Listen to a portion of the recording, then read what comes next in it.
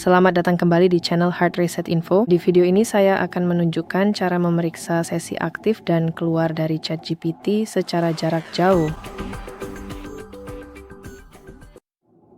Buka aplikasi ChatGPT di perangkat Anda dan ketuk 2 garis di pojok kiri atas.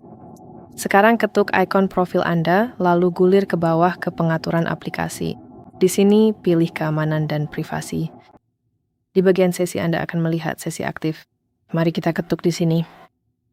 Selanjutnya, di bagian ini Anda dapat meninjau secara mendalam mengenai semua riwayat sesi Anda, termasuk informasi mendetail tentang perangkat apa saja yang telah digunakan untuk masuk ke dalam akun ChatGPT Anda, serta melihat rincian versi sistem operasi iOS yang dipakai, dan berbagai informasi teknis lainnya secara lengkap.